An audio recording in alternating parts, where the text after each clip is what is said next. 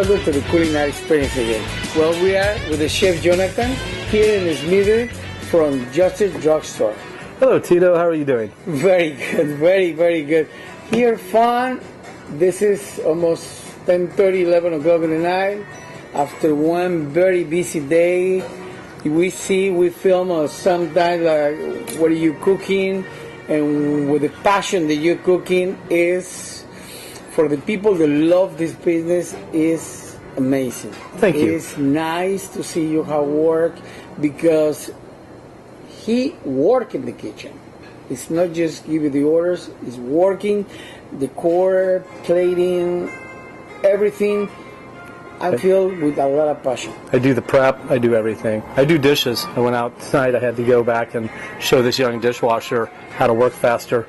I'm 50 years old with arthritic shoulders and having to show a 24-year-old dishwasher how to work harder. Next month I go to be 52. Yeah? Yeah.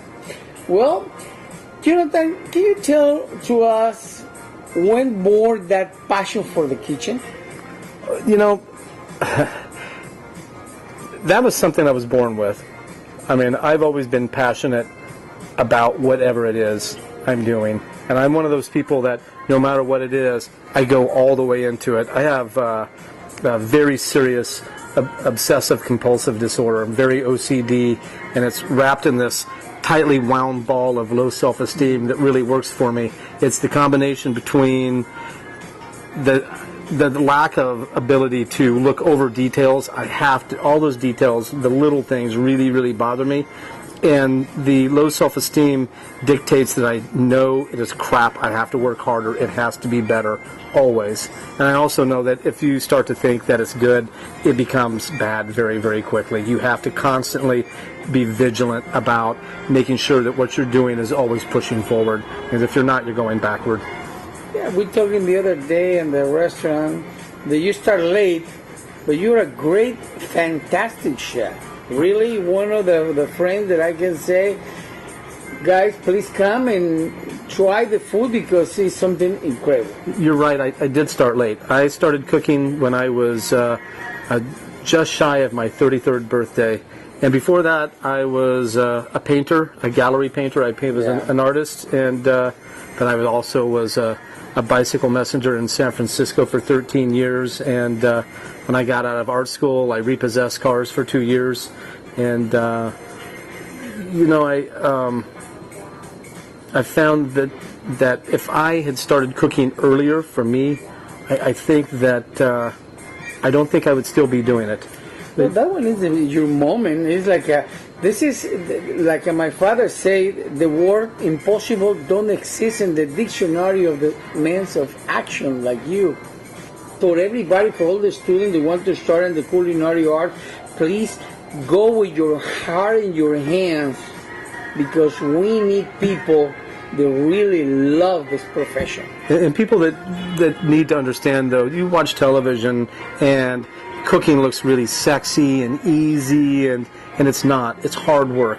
It's something that you really, really have to, it has to be your everything. There's a saying that I like. There was a woman who was Annie Dillard, who was an author, and she's talking in front of her class, and no one was listening.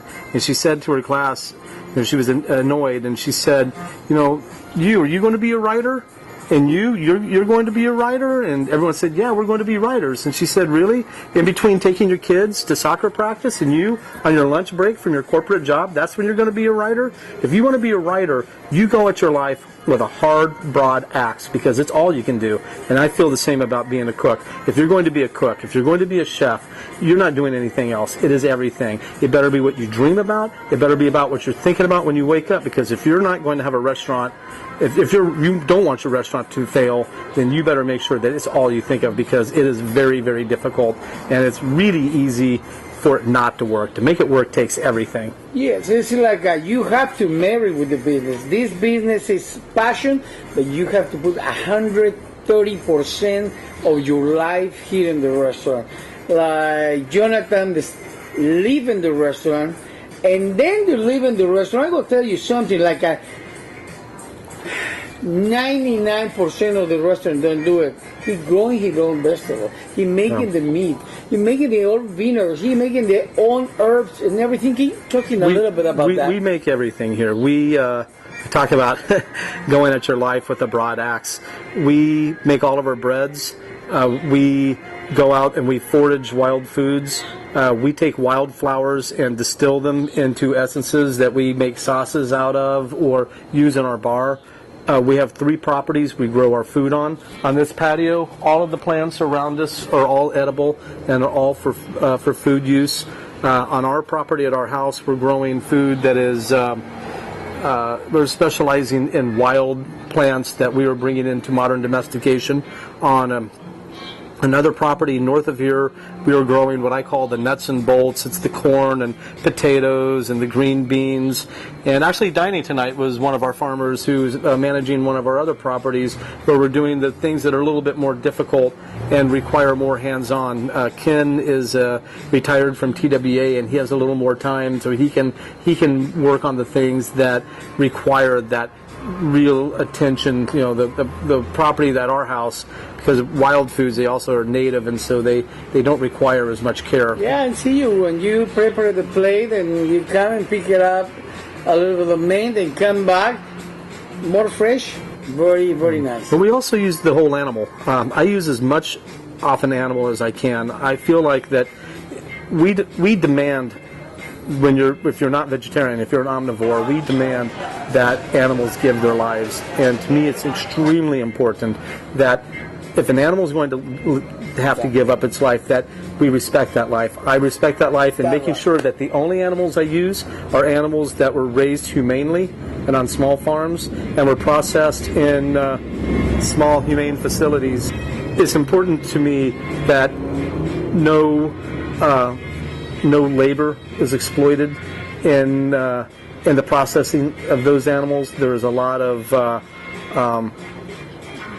are a lot of factory farms and factory processing plants that are exploiting immigrant labor, and I don't agree with that. And I think it's important that that everything we do here is about respect for human life, respect for animal life, respect for the farmers that are raising those animals. And that means that if you drop a piece of meat on the floor, or you let it go bad in your walk-in, or you don't bring it, you burn it, or you don't bring it to its full fruition with a recipe that's not as good as it should be, you are disrespecting all of that. We're talking about us a few days ago with other chefs, really we need a little bit of respect to the people and a respect to the animal. When you take the life of one animal and you eat it, you have to really enjoy it, and to that animal don't die just to throw away to the garbage. Right. We have to cooking and making a magnificent plate and enjoyable, and put in your mouth and close your eyes and find the flavor and take the mix and making a magic explosion in your mouth. That one is important.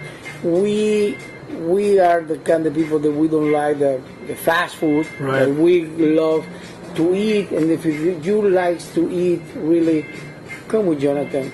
It's wonderful. We're talking a little bit about your vinaigrettes a few minutes ago. Explain how you're making your vinaigrette. Well, we make vinegars from several different things. One of my favorites is to make vinegar from honey.